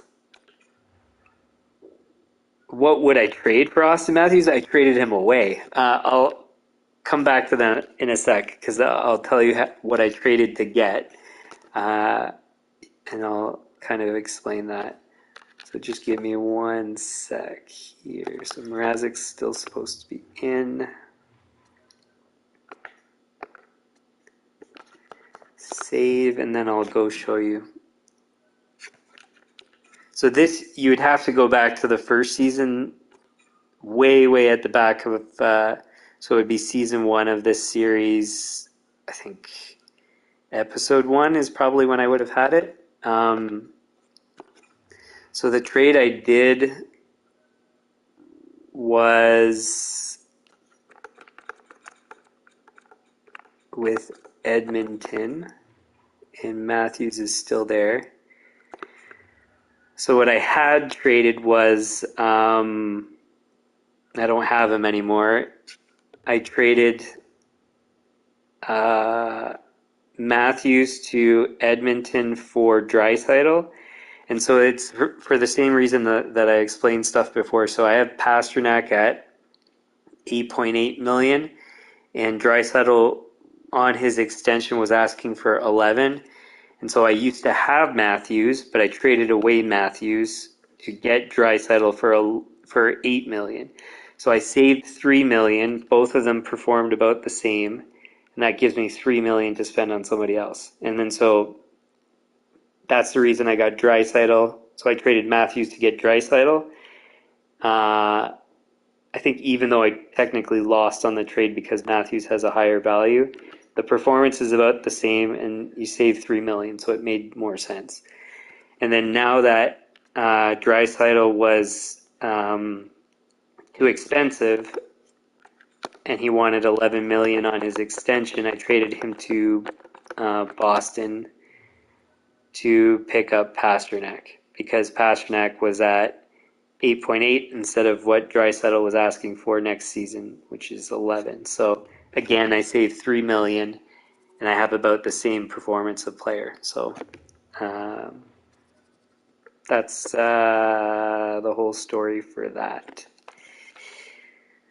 All right, next game. And look at this. We're on a roll. Oh, Dano's back. I was just about to talk about how good we were doing.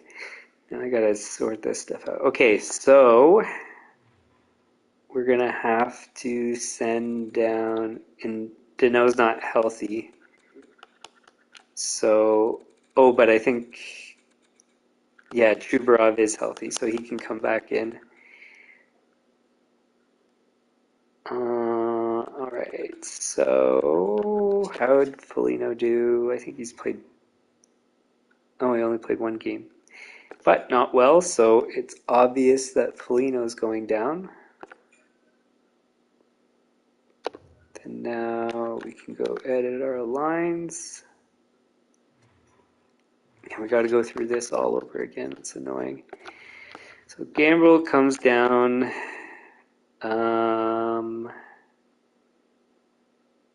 Oh, wait, no, that's not it. So Gambrel stays there.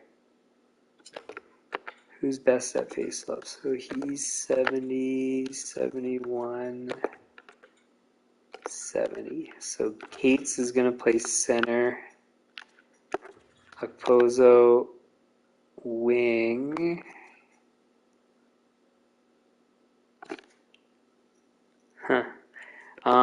And then Moore's going to come back to the third. And Chubarov comes back in to the first. And I didn't mean to do substitute in all lines, but I think it will work out anyways. So Moore, this is all. Oh, no, Moore comes out. So Churov comes in.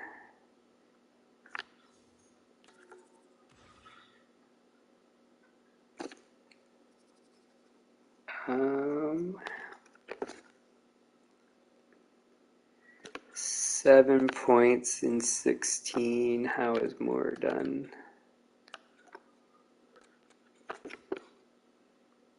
8 in 16. So we'll put Moore instead of Pareko.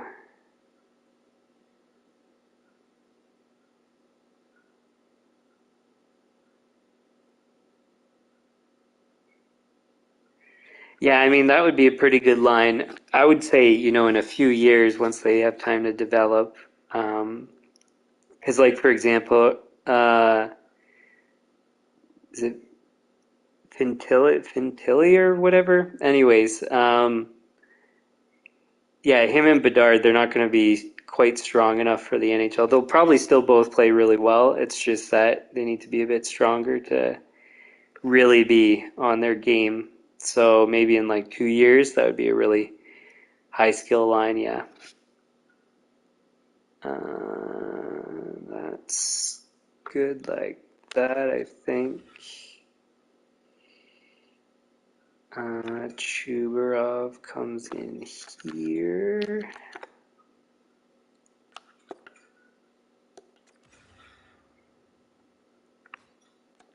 And I mean, that's just my opinion. You can, take from that what you want.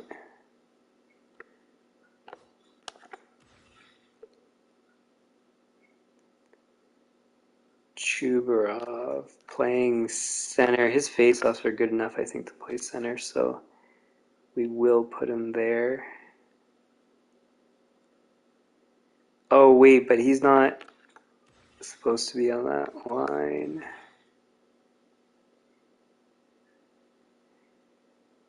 So we'll do that.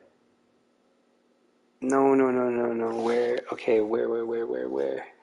I'm from Canada. I live in Saskatchewan at the moment. So right in the middle of the country. Where are you from?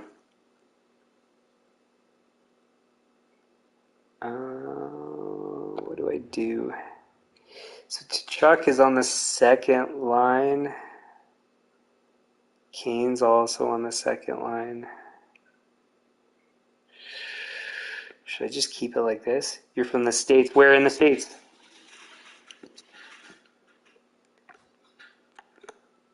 Minnesota. Cool. So that's actually not, wait. Yeah, it's not far from my province. So you're like a little bit more east from where I am.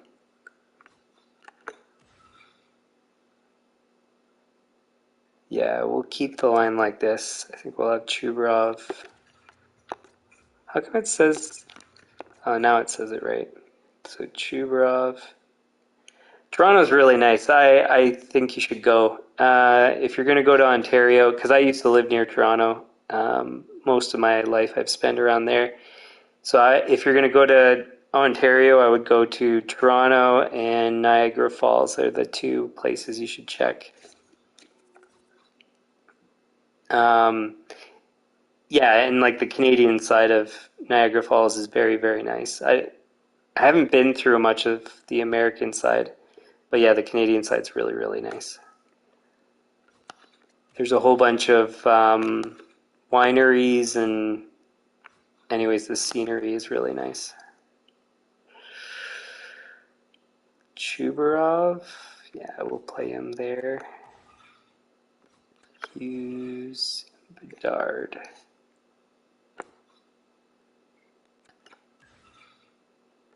Pasternak, Hughes, Game, Bedard. Chuck, and we'll put Chubarov.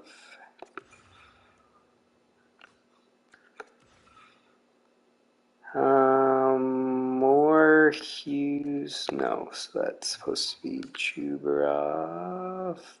Actually, you know what? This one's tough. So I will keep it as it is. Game, Bedard, Cider.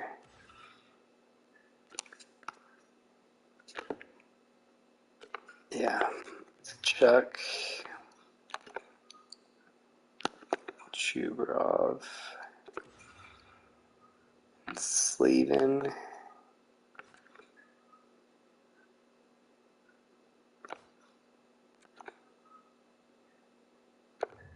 Okay, so I think that's all sorted.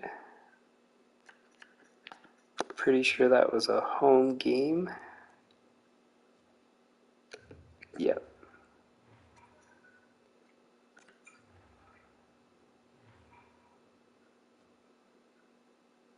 Oh, it's the next Minnesota game. I have to do the maintenance. All right.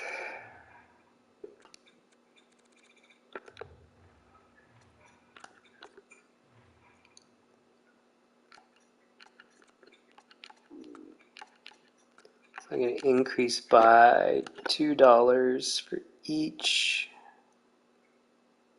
That's where it's supposed to be. Any injuries? Oh, I pressed down, but it didn't read it.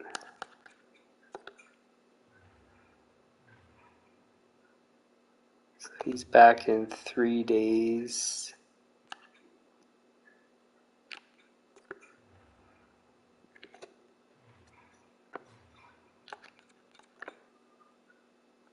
It's supposed to be Mrazek in net. Oh, on that note, because we've won so many games in a row now, let's look at Mrazek's stats. 6-0-1, so no regulation losses. 927 save percentage. That's quite good.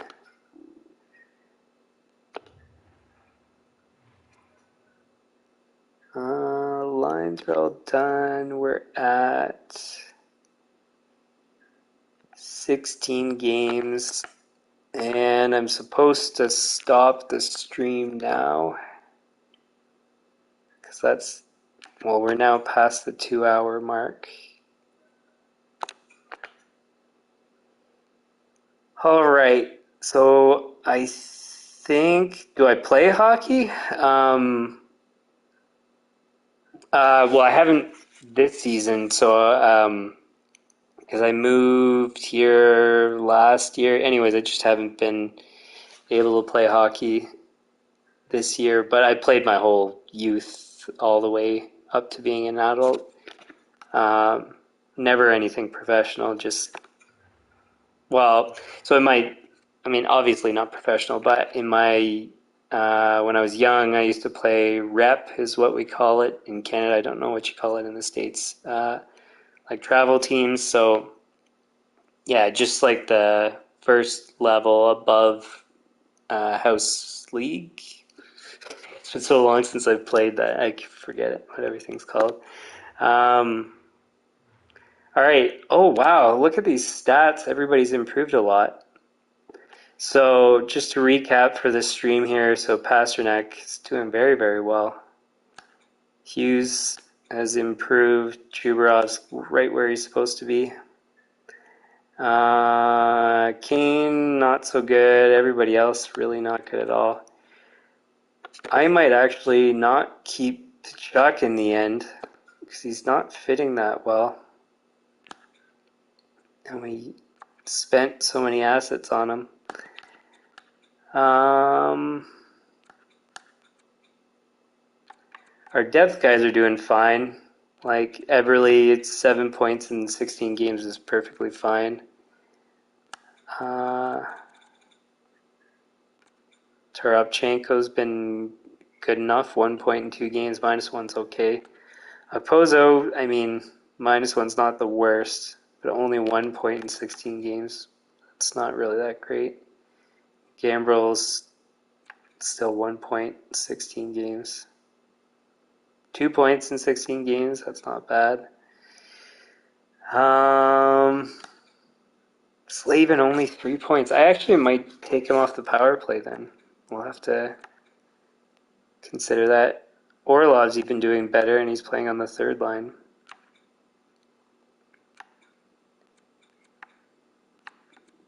Sider, 8 points in 16. That's, I think, our best defenseman. Yeah, that's okay. Half a point per game is good for a defenseman. Deneau hasn't been that great either. Basically, our second line's been very mediocre. It's unfortunate. We're still winning, though, so I guess that counts for something. And on that note, let's see where we sit in the standings. I think we're in first or close to it. So we lead the league, 24 points. We do have 2 extra games played over Carolina, though. 11, 3, and 2. So good start. Averaging 3 goals for per game, which is not even in the top 10 for goals for. Goals against, we're second best 2.19. So our goal differential is quite good. But look at Carolina. Their goal differential's over 2 goals a game, but it's only 14 games into the season. So, anyways, Carolina looks like a really tough team.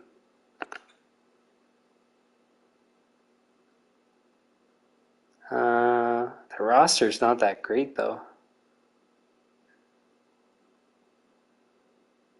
Yeah, that's very mediocre. I think they're overperforming right now. What's their goalie? Do they have Varlamov? I mean, he's decent, but I don't know. I'm a bit surprised about that. So, anyways, good start to the season, kind of as we would expect with the teams that I've put together. But still some room for improvement. We might have to trade our second line guys. Who for? I have no idea. Because there's not many options. We'd have to take a look. So anyways, we're going to leave the stream there. If you like the stream, hit the like button, share with your friends, subscribe, turn on notifications. The channel homepage has upcoming streams that I can schedule ahead of time. So I'm going to have one after the 2 days of the draft and another one after, I think, like 5 days of free agency on the 6th of July, I think it is. But if you have a look at the channel homepage, that'll tell you those. Things I can't schedule ahead of time, you'll see in the About section. So franchise mode is Saturday, Sunday, Monday, Tuesday, Wednesday at 9 p.m. Eastern. And Be a Pro is whenever I have the time or feel like it. Any comments, leave them in the comments. Suggestions likewise. And for those who tuned in and chatted, thanks for tuning in and chatting with me here. And we hope to see you guys again next time, soon, whatever. Anyways, but yeah, so thanks for tuning in. And we'll see you guys next time, maybe.